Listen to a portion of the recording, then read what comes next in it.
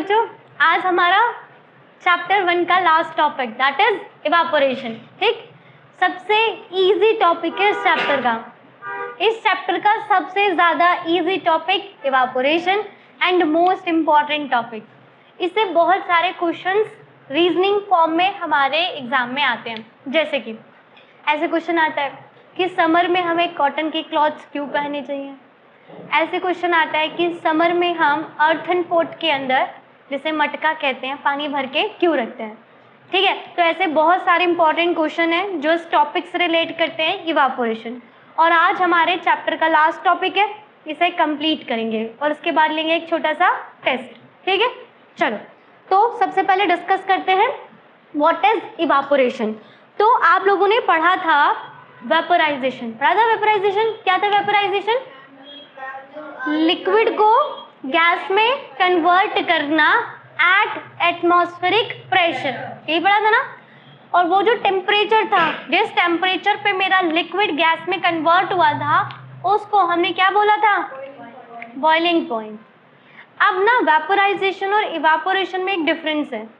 Vaporisation में भी liquid gas में बदलता है, इवापोरेशन में भी लिक्विड गैस में, बट एक बहुत इंपॉर्टेंट डिफरेंस है। उसे समझने के लिए पहले कुछ कॉमन एग्जांपल ले लेते हैं। जब हम लोग अपने गीले कपड़ों को, जब हम लोग अपने क्लॉथ्स को धोते हैं तो हम लोग उन्हें सुखाने जाते हैं। हाँ, अब मान लो तुम्हारे कपड़े ना थोड़े से गीले रह गए हैं, दैट मीन्स कुछ तो सूखे होंगे ना, कुछ पानी अभी उनमें रह रहा है। अब तुम उन्हें टच करने जाओ तो क्या वो कपड़े 100 डिग्री सेंटीग्रेड तक पहुंच जाते हैं? 100 डिग्री सेंटीग्रेड बहुत ज़्यादा टेम्परेचर है ना। अगर तुम लोग अपने घर में पानी को उबालो और उस उबलते पानी में हाथ डालो तो हम हाथ डाल ही नहीं सकते, क्योंकि हम बर्न हो जाएंगे। तो जब हमारा पानी गैस में कन्वर्ट होता है तो हमने पढ़ा है वो 100 डिग्री सेंटीग्रेड पे होता है एट एटमॉस्फेरिक प्रेशर। तो जब हम कपड़े सुखाने जाते हैं तो क्या कपड़े भी 100 डिग्री सेंटीग्रेड तक उबल के सूखते हैं? अगर कमरे में कहीं पे पानी गिर जाए तो अगले दिन तक वो पानी सूख जाता है, तो क्या वो पानी भी 100 डिग्री सेंटीग्रेड तक उबल के सूखता है? यानी कि एक और प्रोसेस है जिस प्रोसेस के थ्रू लिक्विड किस में कन्वर्ट होता है, और वो प्रोसेस है इवापोरेशन। इवापोरेशन वो प्रोसेस है जिसमें हमारा लिक्विड वेपर में तो चेंज होता है, लेकिन अपने बॉइलिंग पॉइंट से नीचे। सही है ना? जब हमारा लिक्विड वेपर में कन्वर्ट होगा, विदाउट बॉइलिंग पॉइंट पर पहुंचे, तो उस प्रोसेस को ही हम क्या कहते हैं? इवापोरेशन। डेली लाइफ में आप लोग बहुत देखते हो, आपका पसीना अपने आप सूख जाता है, 100 डिग्री सेंटीग्रेड तक नहीं पहुंचता, क्या है? इवापोरेशन। कपड़े सूख जाते हैं, क्या है? इवापोरेशन। कहीं पर पानी गिर जाए, अपने आप पानी सूख जाता है, इवापोरेशन। ये सारा वो प्रोसेस है जिसमें हमारा लिक्विड वेपर में जा रहा है, लेकिन 100 डिग्री सेंटीग्रेड से नीचे। समझ गए क्या मेरी बात को? तो यहाँ पे याद रखना एक बात कि हमारा जो इवापोरेशन होता है ना, वो होता है इवन रूम टेम्परेचर। हमारे इवापोरेशन रूम टेम्परेचर पे भी, भाई कमरे में भी तो पानी डला हुआ सूख जाता है ना, रूम में आपके पसीने स्वेट सूख जाते हैं, तो इवापोरेशन रूम में भी हो सकता है। इवापोरेशन के लिए जरूरी नहीं है कि टेम्परेचर 100 डिग्री सेंटीग्रेड पहुंचे। ठीक है, इवापोरेशन 100 डिग्री सेंटीग्रेड से भी नीचे इवन रूम टेम्परेचर में भी हो जाता है, और हमारे रूम का टेम्परेचर 25 से 30 डिग्री सेंटीग्रेड होता है, तो इतने में भी इवापोरेशन पॉसिबल है। बस 100 डिग्री सेंटीग्रेड पे इवापोरेशन बहुत फास्ट होने लगता है। ठीक है, रूम में इवापोरेशन क्या होगा? धीरे होगा, लेकिन अगर टेम्परेचर बढ़ाएंगे तो इवापोरेशन फास्ट हो जाएगा, और 100 डिग्री सेंटीग्रेड पे इवापोरेशन सबसे ज्यादा फास्ट होगा। समझ गए क्या मेरी बात? अब इवापोरेशन के कुछ एग्जाम्पल है आप लोगों के सामने। पहला एग्जाम्पल क्या है कि हमारे गीले कपड़े इवापोरेशन की वजह से ही सूख जाते हैं। आपका दूसरा एग्जाम्पल, हमारे जो रेन वाटर होता है ना, रेन वाटर जो सड़कों पे गिर जाए या कहीं पर भी गिर जाए, इवापोरेशन की वजह से अपने आप सूख जाता है। समुद्र में कॉमन सॉल्ट होता है, समुद्र के पानी में क्या होता है? नमक। हम क्या करते हैं? समुद्र के पानी को निकाल के क्या करते हैं? छोटे छोटे फील्ड में भर देते हैं, खेत जैसे फील्ड बना के रखते हैं, और उनमें हम क्या करते हैं? समुद्र के पानी को भर देते हैं। धूप आती है, पानी क्या हो जाता है? इवापोरेट, पानी वेपर की फॉर्म में चला जाता है, और वहां पे क्या बच जाता है? नमक, कॉमन सॉल्ट। तो हम कॉमन सॉल्ट को भी रिकवर करते हैं सी वाटर से। कौन से प्रोसेस से? समझ गए क्या मेरी बात? अब हमने ये तो कह दिया कि इवापोरेशन क्या है। इवापोरेशन में आप लिक्विड को गैस में बदल रहे हो, सही है, लिक्विड को, लेकिन बॉइलिंग पॉइंट से, तो ऐसा हो क्यों पा रहा है? तो नेक्स्ट टॉपिक है कॉज ऑफ इवापोरेशन। अब समझे क्या है? देखो, जो हमारा लिक्विड होता है ना, उसके जो सरफेस के पार्टिकल होते हैं, कौन से पार्टिकल? सिर्फ सरफेस के पार्टिकल की बात हो रही है यहाँ पे। अज्यूम करो कि ये मेरा कोई भी कंटेनर है और इसमें क्या भर के रखा है मैंने? अब इसके जो सरफेस के वाटर है ना, सिर्फ इनमें कुछ स्पेशल ज्यादा एनर्जी होती है, ठीक है, अंदर के पार्टिकल्स में नहीं। सिर्फ जो सरफेस के पार्टिकल्स होते हैं ना, उनके पास कुछ एक्स्ट्रा एनर्जी होती है, ठीक है। Some particle in liquid always have more kinetic energy than other. Liquid के कुछ पार्टिकल्स की काइनेटिक एनर्जी अदर पार्टिकल्स से क्या होती है? ज्यादा होती है। तो अब क्या होगा? तो अगर मेरा लिक्विड बॉइलिंग पॉइंट से नीचे भी है ना, तो भी वो पार्टिकल जिनके पास ज्यादा काइनेटिक एनर्जी थी, उनके पास इतनी एनर्जी होगी कि वो फोर्स ऑफ अट्रैक्शन को तोड़ सके। भाई देखो, आप लोगों ने पढ़ा है ना, सारे पार्टिकल एक दूसरे को क्या करते हैं? सभी के बीच में क्या लग रहा होता है? Force of attraction. तो ये वाले जो पार्टिकल्स होते हैं ना, ये जो पार्टिकल्स होते हैं, इन्हें नीचे वाले पार्टिकल अट्रैक्ट कर रहे होंगे, नीचे की तरफ खींच रहे होंगे, लेकिन इनके पास इतनी काइनेटिक एनर्जी है कि वो इस फोर्स ऑफ अट्रैक्शन को तोड़ सके। और जब ये फोर्स ऑफ अट्रैक्शन टूट जाएगा तो ये क्या करेंगे? वेपर में बदलेंगे और हवा में उड़ जाएंगे। समझ गए क्या मेरी बात? तो अगर मेरा लिक्विड बॉइलिंग पॉइंट से नीचे है, तब भी कुछ पार्टिकल्स के पास इतनी एनर्जी होती है कि वो फोर्स ऑफ अट्रैक्शन को ब्रेक कर सकते हैं, और उसके बाद क्या करेंगे? वो अपने सरफेस को छोड़ देंगे, escape from the surface of liquid, liquid के सरफेस को छोड़ देंगे और कौन सी फॉर्म में आ जाएंगे? समझ गए क्या मेरी बात? इस तरह से जो तेज चलने वाले पार्टिकल थे, तेज चलने वाले पार्टिकल जिनकी काइनेटिक एनर्जी ज्यादा थी, जो कहाँ पे प्रेजेंट थे? सरफेस पे, वो क्या करते रहेंगे? लिक्विड के सरफेस को छोड़ते रहेंगे और वेपर में कन्वर्ट होते रहेंगे। और यही तो प्रोसेस क्या है? इवापोरेशन। दैट मीन्स पहले ये वाली लेयर इवापोरेट हो जाएगी, फिर इसके नीचे वाली लेयर आएगी। अब इनकी काइनेटिक एनर्जी ज्यादा, अब ये सरफेस को छोड़ के चले जाएंगे, फिर इसके नीचे वाली लेयर आएगी, फिर ये छोड़ के चले जाएंगे, और इस तरह से पूरा पानी एक दिन इवापोरेट होके चला जाएगा। समझ गए क्या मेरी बात? कोई दिक्कत है क्या? अगर आप लोगों को एग्जाम्पल देखना है तो अपने घर के बाहर एक बड़ी सी प्लेट में पानी डाल के छोड़ देना, 4-5 दिन बाद जाके देखना, वहाँ पानी नहीं होगा, क्योंकि ऊपर वाली लेयर इवापोरेट होगी, फिर नई लेयर इवापोरेट होगी, और ऐसे करते करते सारी लेयर इवापोरेट हो जाएगी और पानी एक दिन खत्म हो जाएगा। समझ गए क्या मेरी बात? कोई दिक्कत है क्या? समझ आ गया इवापोरेशन क्यों होता है? क्योंकि हमारे लिक्विड के कुछ पार्टिकल्स के अंदर काइनेटिक एनर्जी ज्यादा होती है, तो वो फोर्स को तोड़ देते हैं और सरफेस को छोड़ के इवापोरेट हो जाते हैं, वेपर में कन्वर्ट होके चले जाते हैं। समझ आ गया क्या? किसी को कोई दिक्कत? आगे बढ़ जाए। चलो, अब हमें पढ़ना है सबसे इम्पोर्टेंट टॉपिक। इवापोरेशन में यही टॉपिक एग्जाम में सबसे ज्यादा पूछा जाता है। हमारे इवापोरेट को चेंज करने वाले फैक्टर्स, वो फैक्टर्स जो इवापोरेशन की स्पीड को इफेक्ट करते हैं, और टोटल कितने फैक्टर हैं? 4। सबसे पहले टेम्परेचर, टेम्परेचर बहुत इंपॉर्टेंट फैक्टर है। दूसरा सरफेस एरिया, ये भी बहुत इंपॉर्टेंट फैक्टर है। तीसरा ह्यूमिडिटी, ये इतना ज़्यादा इंपॉर्टेंट नहीं है। और चौथा विंड स्पीड, ये सबसे ही कम इंपॉर्टेंट है। स्टार्टिंग के दो तो बहुत इंपॉर्टेंट, टेम्परेचर और सरफेस एरिया।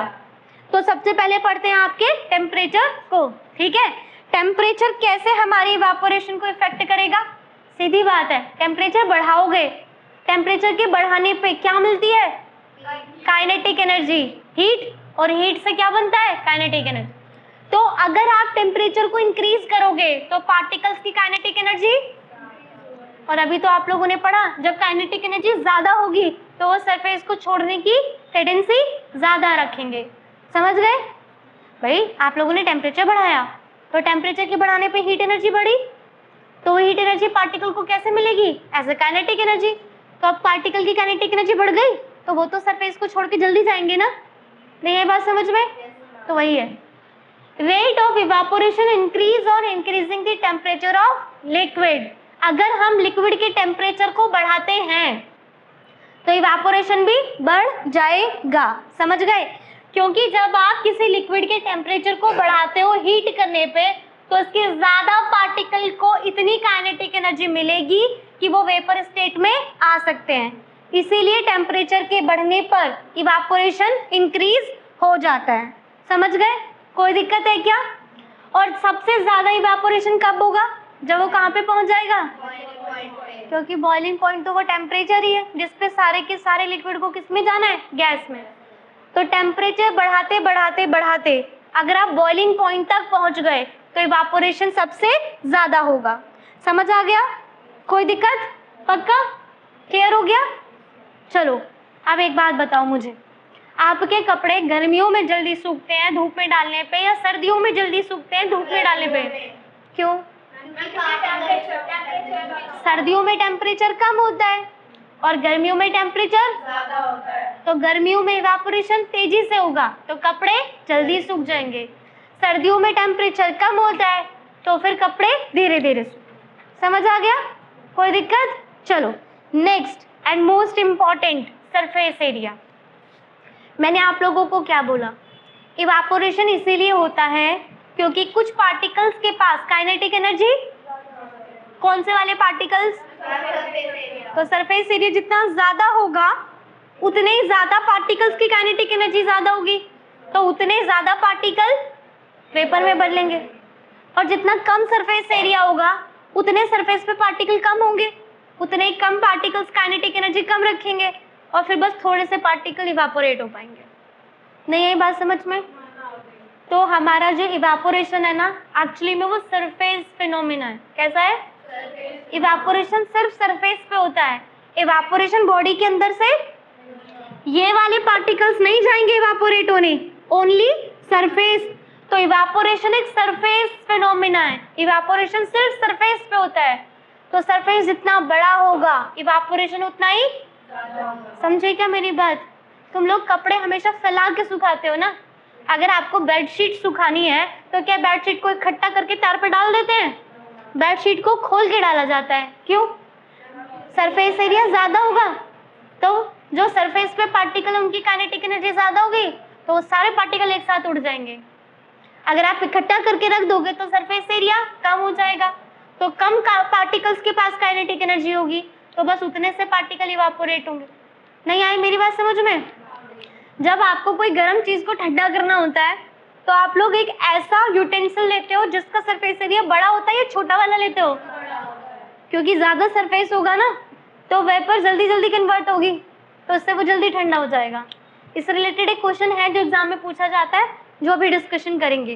पहले देख लो, जो हमारा इवापोरेशन होता है वो सरफेस एरिया के इंक्रीज होने पे इंक्रीज होता है। ठीक है? एग्जाम्पल पहला, इफ सेम लिक्विड, एज्यूम कर लो पानी है, आपने उसे एक टेस्ट ट्यूब में ले लिया। टेस्ट ट्यूब क्या होती है? ये टेस्ट ट्यूब होती है, लैब में देखिए, सरफेस एरिया बस इतना सा। और उसी पानी को आप चाइना डिश एक प्लेट में लेके रख लो। ठीक है? तो प्लेट का सरफेस एरिया ज्यादा, इसका कम। तो आप लोग देखोगे इवापोरेशन किस में जल्दी हो रहा था? क्योंकि उसका सरफेस एरिया।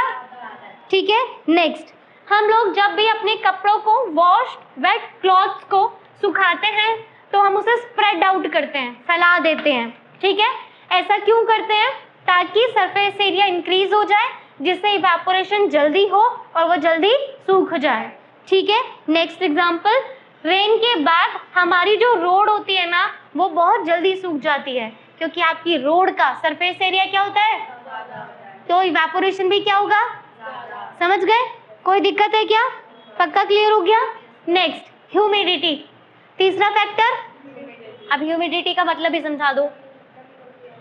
हमारा जो एयर है ना, इस एयर में भी वाटर वेपर प्रेजेंट है। क्या प्रेजेंट है? Water vapour. ठीक है? और हमारी इस एयर में कितना वाटर वेपर प्रेजेंट है, दैट इज योर ह्यूमिडिटी। समझ आ गया? नहीं समझ आई मेरी बात? जब बारिश पड़ती है, क्या पड़ती है?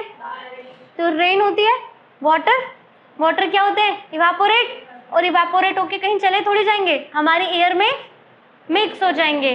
तो आपकी एयर में वाटर ज़्यादा हो जाता है, तो रेनी सीजन में ह्यूमिडिटी क्या होती है? ज़्यादा। नहीं है बात समझ में? ठीक है, तो the amount of water vapour present in air, हमारी एयर में वाटर वेपर का कितना अमाउंट प्रेजेंट है, उसी को आप क्या कहते हो? ह्यूमिडिटी। समझ गए क्या मेरी बात? अब जरा देखो, जब हमारे वाटर वेपर का अमाउंट एयर में कम होता है, क्या होता है? तब आप उसे ड्राई एयर बोलते हो। क्या बोलते हो? Dry air. दैट मीन्स उस टाइम पे ह्यूमिडिटी क्या होती है? सही है। सर्दियों के मौसम में आप लोग कहते हो ना बहुत ज़्यादा ड्राई एयर है, क्योंकि सर्दियों में वाटर का कंटेंट कम होता है, तो हमारी स्किन क्या हो जाती है? बहुत रफ, क्योंकि हमारी बॉडी से moisture that means water evaporate होके कहाँ जाने लगता है? एयर में, क्योंकि एयर में ह्यूमिडिटी तो हमारी स्किन से निकलती है और कहाँ मिक्स हो जाती है? एयर में। ठीक है, तो हमारी स्किन बहुत ड्राई होने लगती है। समझ गए? तो जब हमारी एयर में वाटर कंटेंट कम है तो ह्यूमिडिटी क्या होती है? लो। और जब आपकी एयर में वाटर कंटेंट ज़्यादा हो जाता है तो ह्यूमिडिटी क्या हो जाती है?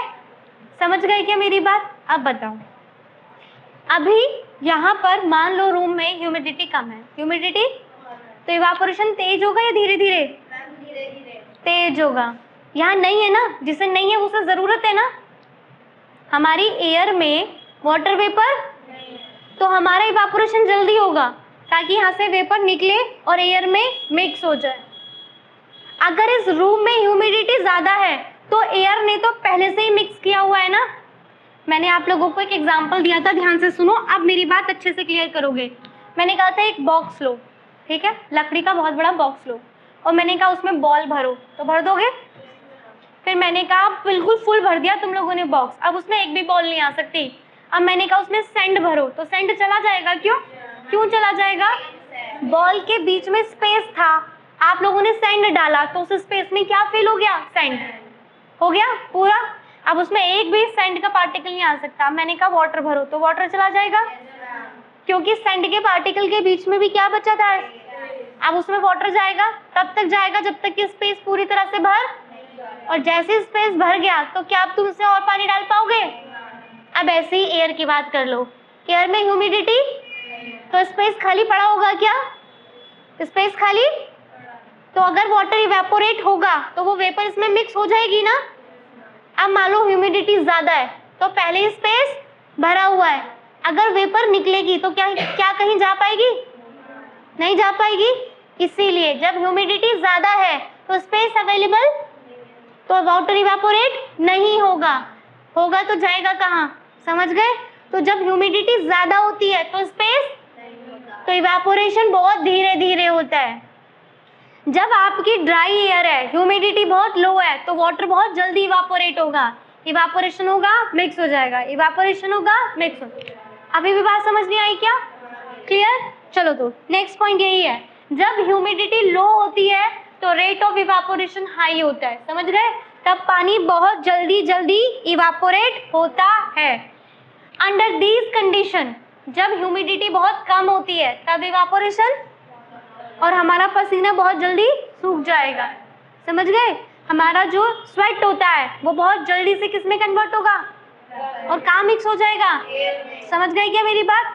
इस कंडीशन में जिसमें ह्यूमिडिटी लो होती है, हमारी बॉडी का जो स्वेट है वो बहुत जल्दी इवापोरेट होता है, और जब आपका स्वेट वेपर में कन्वर्ट होगा तो स्टेट को चेंज करेगा। ध्यान से सुनना, क्या करेगा? स्टेट को चेंज। और स्टेट को चेंज करने के लिए क्या चाहिए होता है? Latent heat. स्टेट को चेंज करने के लिए क्या चाहिए? और लेटेंट हीट वो कहाँ से लेगा? हमारी बॉडी से। तो हमारी बॉडी से एनर्जी कम होगी और हमें कैसा फील होगा? समझ गए? तो जब भी गर्मियों में हमारा पसीना सूखता है तो हमें कैसा महसूस होता है? ठंडा। नहीं आई बात समझ में? दोबारा समझाओ, पॉइंट क्लियर हो गया? तो जब ह्यूमिडिटी लो होगी तो हमारा स्वेट क्या होगा? इवेपोरेट जल्दी जल्दी, और इवेपोरेट होते हुए वो हमारी बॉडी से लेगा लेटेंट हीट, जिससे हमें क्या फील होगा? कूल। समझ आ गया? कोई दिक्कत? अब वही वेट क्लॉथ बहुत जल्दी सूखते हैं अगर ह्यूमिडिटी लो है, और बारिश का मौसम हो जाए तो हमारे कपड़े जल्दी नहीं, क्योंकि हमारे एयर में ऑलरेडी वाटर मॉइस्चर प्रेजेंट हो गया है। नहीं आई बात समझ में? क्लियर हो गया? चलो, अगर ह्यूमिडिटी हाई हो जाती है तो इवापोरेशन कम हो जाता है, तब पानी बहुत धीरे धीरे इवापोरेट होता है। समझ गए क्या मेरी बात? कोई दिक्कत है? चलो अब देखो, जब गर्मियों का लास्ट वाला पार्ट शुरू होता है, ठीक है, अब गर्मियों का मान लो एंडिंग सीजन आ गया, तो हमारे ना पानी में मॉइस्चर का कंटेंट बढ़ चुका होता है, ठीक है। जब गर्मियाँ लास्ट ड्यूरेशन में चलती है ना, तो हमारी एयर में कंटेंट क्या हो जाता है वाटर का ज़्यादा, यानी ह्यूमिडिटी क्या हो जाती है। तो क्या इवापोरेशन फास्टली होगा? नहीं होगा ना। उस टाइम पे हम लोग अपनी भाषा में कहते हैं बहुत चिपचिपी गर्मी है, सुना है ना। तब उस टाइम पे क्या होता है, हमारा स्वेट आसानी से वेपर में कन्वर्ट, और उस टाइम पे हमें ज़्यादा अनकंफर्टेबल फील होता है। जब समर स्टार्ट होती है तो ह्यूमिडिटी लो होती है, तो इवापोरेशन जल्दी होता है, तो हमारा पसीना सूख जाता है, तब हमें इतनी प्रॉब्लम। लेकिन बाद वाले समर में ह्यूमिडिटी हाई हो जाती है, तब हमारा स्वेट आसानी से वेपर में कन्वर्ट, तब हमें बहुत ज़्यादा अनकंफर्टेबल फील होता है, और वो वाला समर पार्ट सबसे ज़्यादा डिफिकल्ट होता है। ठीक है, क्लियर हो गया? चलो नेक्स्ट, आपका विंड स्पीड। जब हवा तेज चलेगी तो इवापोरेशन, क्यों? वेपर हवा के साथ, तो वहाँ पे ह्यूमिडिटी फिर लो हो गई, फिर वेपर बनेगा, फिर हवा के साथ चला जाएगा। समझ गए ना? तो अगर विंड की स्पीड ज़्यादा होगी तो इवापोरेशन फास्ट होगा, क्योंकि हमारी वेपर विंड के साथ, ठीक है। तो the rate of evaporation of liquid increase with increase wind speed. ठीक, विंड की स्पीड बढ़ने से वाटर वेपर के पार्टिकल्स मूव अवे हो जाते हैं, कहाँ, किसके साथ? विंड के साथ। तो वहाँ पे वाटर का अमाउंट फिर कम हो जाएगा, तो फिर से जल्दी से इवापोरेशन हो जाएगा। समझ गए? चारों फैक्टर्स क्लियर हो गए? इवापोरेशन समझ आ गया? किसी को कोई डाउट? इवापोरेशन क्यों होता है ये समझ आ गया, और इवापोरेशन को इफेक्ट करने वाले चारों फैक्टर्स कंप्लीट। अब कुछ इंपॉर्टेंट टॉपिक, कुछ इंपॉर्टेंट रीजनिंग जल्दी जल्दी से डिस्कशन कर लेते हैं। सबको ये पता है इवापोरेशन जब भी होता है तो क्या इफेक्ट देता है? कूलिंग। अभी डिस्कस किया था ना, पसीने का एग्जांपल ले लो। जब पसीना सूखेगा दैट मीन्स वो लिक्विड स्टेट से कहाँ जाएगा? वेपर स्टेट चेंज होगी। और आप लोगों ने कल की क्लास में पढ़ा था कि जब भी स्टेट चेंज होती है तो उसे चाहिए होता है लेटेंट हीट ऑफ, यहाँ पे फ्यूजन। जब लिक्विड गैस में चेंज होता है तो लेटेंट हीट ऑफ, अब लेटेंट हीट ऑफ फ्यूजन कहाँ से मिलेगा? हमारी बॉडी से। तो वो जो स्वेट है वो हमारी बॉडी से क्या लेगा? एनर्जी, और किस में कन्वर्ट हो जाएगा? वेपर। पर मेरी बॉडी से तो हीट एनर्जी कम हो गई ना, हमारी बॉडी से हीट एनर्जी, तो हमें कैसा फील होगा? तो इसलिए जहां पर भी इवापोरेशन होता है वहां पे हमेशा कौन सा इफेक्ट क्रिएट होता है? Cooling. Cooling caused by evaporation. ये इस फैक्ट पर है कि जब लिक्विड इवापोरेट होगा तो वो लेटेंट हीट ऑफ वेपराइजेशन लेगा। क्या लेगा? हाँ sorry, latent heat of fusion नहीं, लेटेंट हीट ऑफ फ्यूजन कब था? जब सॉलिड टू, तो बोला क्यों नहीं था? बस सुन रहे हो। ठीक, लेटेंट हीट ऑफ फ्यूजन था जब वो सॉलिड टू लिक्विड। यहाँ पे लेटेंट हीट ऑफ कब, किससे लेगा वो लेटेंट हीट ऑफ वेपराइजेशन? जो भी उसके टच में आएगा। ठीक है, अब इससे वो बॉडी हीट को लॉस करेगी और उसे कैसा फील होगा? समझ गए क्या मेरी बात? चलो तो जल्दी से एग्जांपल देख लेते हैं। ये एग्जांपल हमने पहले भी डिस्कस किया है। स्प्रिट नेल पेंट रिमूवर, जब आपके हाथ पे डलता है तो वो क्या हो जाता है? इवापोरेट। इवापोरेट होने के लिए उसने क्या लिया होगा? Latent heat of vaporization. कहाँ से? हमारे हैंड से। तो हमारे हैंड की हीट एनर्जी कम, तो हमें कैसा फील होगा? समझ गए? नेक्स्ट एग्जांपल देखते हैं।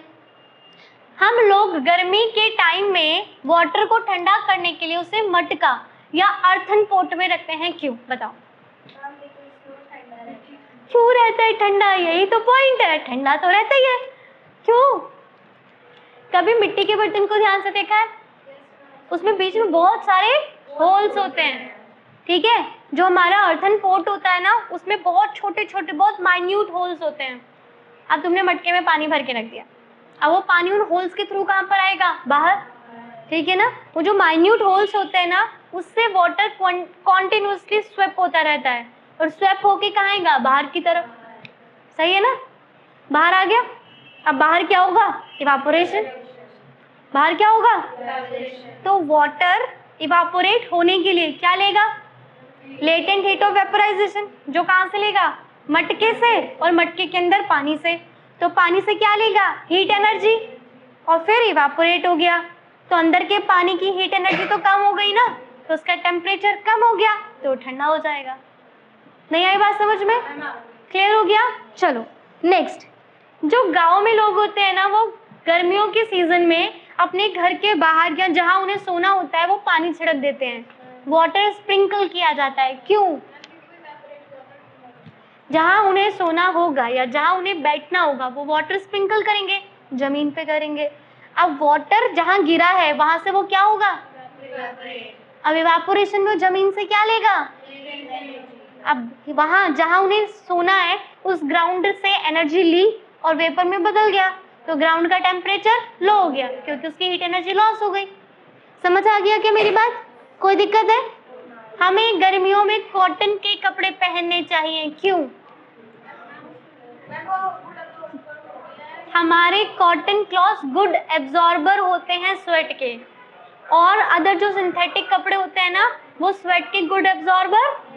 अब तुम्हारा पसीना कपड़ों ने सोख लिया, कपड़ों का सरफेस एरिया ज्यादा, इवापोरेशन होगा, लेटेंट हीट ऑफ वेपोराइजेशन तुम्हारी बॉडी से लेगा, तो तुम्हारी बॉडी की हीट एनर्जी कम और आपको कंफर्टेबल फील होगा। नहीं आई बात समझ में। चलो नेक्स्ट, ये क्वेश्चन आपके एनसीईआरटी बुक का है। We are able to sip hot tea or milk faster from a saucer than from cup.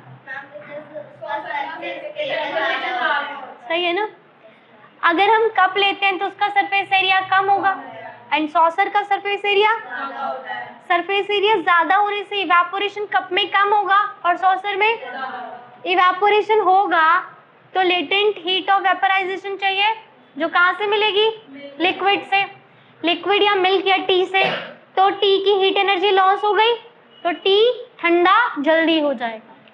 समझ आ गया, कोई दिक्कत, चैप्टर कंप्लीट, इवेपोरेशन समझ आ गया। तो आज हम लोगों ने डिस्कस किया इवेपोरेशन क्या होता है, इवेपोरेशन क्यों होता है, इवेपोरेशन के फैक्टर्स क्या हैं, और इवेपोरेशन कूलिंग इफेक्ट देता है, और उससे रिलेटेड ऐसे क्वेश्चंस जो आपके एग्जाम में पूछे गए हैं। समझ गए, चैप्टर फर्स्ट हो गया कंप्लीट। अब इसे अच्छे से तैयार कर लेना, कोई डाउट हो तो डिस्कशन कर लेना, ठीक है। आज के लिए इतना, थैंक यू।